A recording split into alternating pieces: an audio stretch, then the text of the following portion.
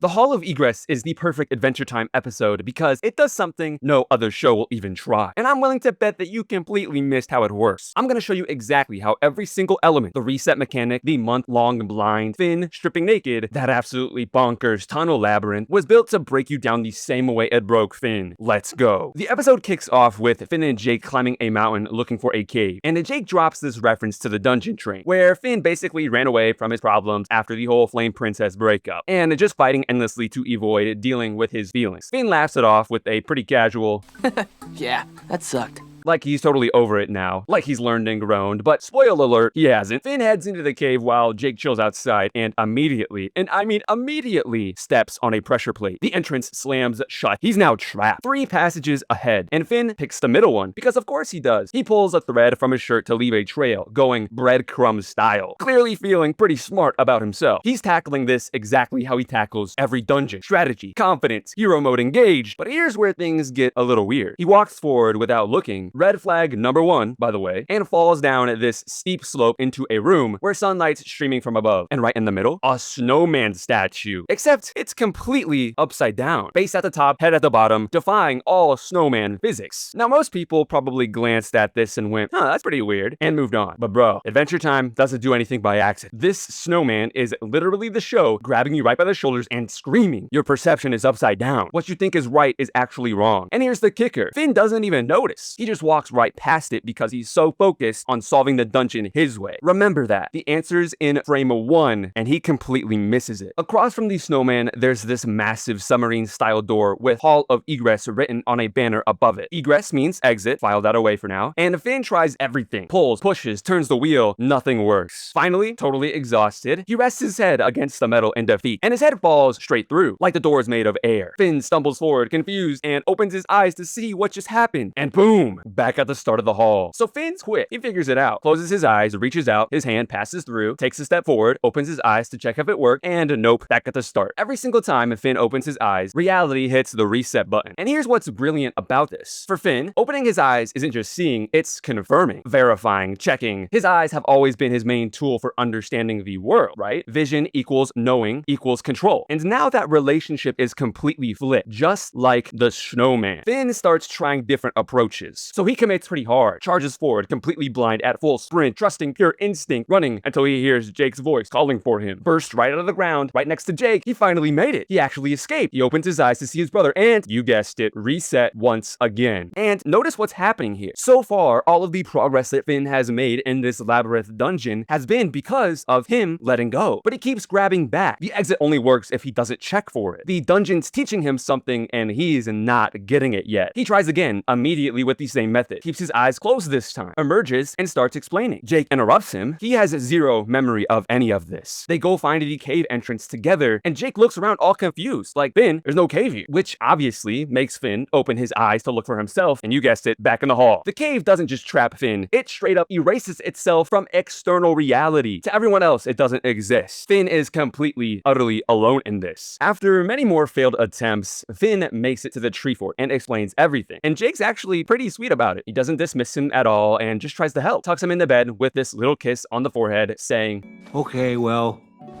good night, buddy. Finally, morning comes and Bemo's all excited, shouting, Are you scared? No. Then do it.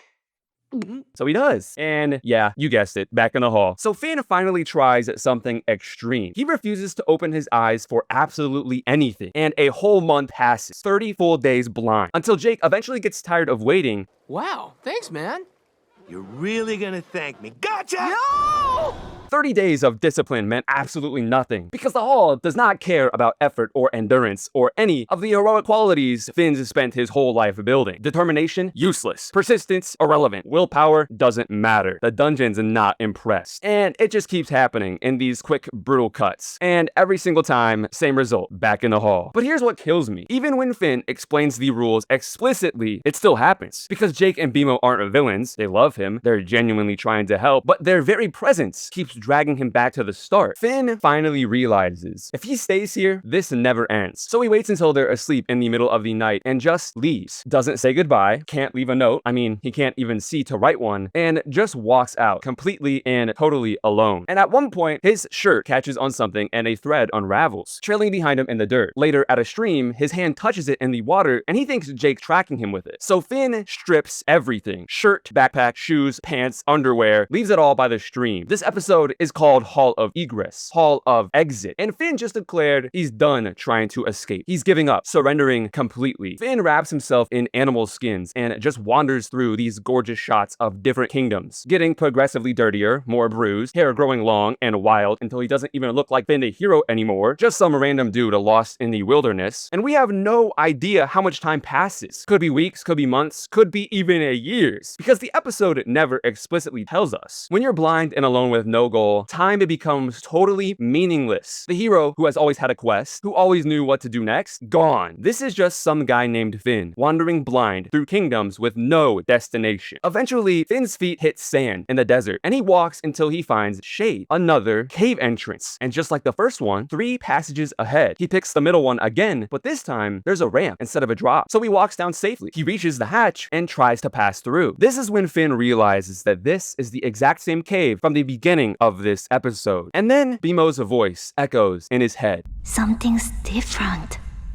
Why is this time different? What has changed? Well, before, Finn was still Finn the hero. He had a strategy, a goal, an identity to protect. But after wandering for unknowable time, stripping away literally everything, clothes, friends, home, purpose, his entire sense of self, who even is he anymore? Just someone who bumped into a door. No agenda, no plan, no identity to defend. That's what changed. That's what the hall needed. Finn unties his blindfolds and opens his eyes. Finn's standing in this transparent tunnel underground, where through the clear ceiling above him, he sees some animals walking on the ground. 2 deer, a frog hopping by, and a bunny. Pretty normal stuff. But here's where it gets absolutely insane. Beyond the tunnel walls isn't darkness or more dirt, but bright blue sky with white puffy clouds floating past, like he's thousands of feet up in the air. Yet simultaneously, there's a mole burrowing right next to him. He's underground and in the sky. Both completely true at the exact same time. Remember the upside down snowman at the very beginning of this episode? The show warned you in a frame 1. Your eyes show you one version of reality, not the complete truth. The Hall's been teaching Finn this whole time that what he sees isn't absolute. It's just one perspective. Finn just accepts it, stands there, witnessing this completely impossible scene without questioning or analyzing or trying to solve it. He just lets it be exactly what it is. That's the breakthrough. In the distance, Finn spots Jake looking for him, and for the first time, his vision works for connection instead of control. Finn takes off running, and then Princess Bubblegum's voice echoes through the tunnel. Hurry, Finn. At the seashell's center lies the cornucopia's smallest door.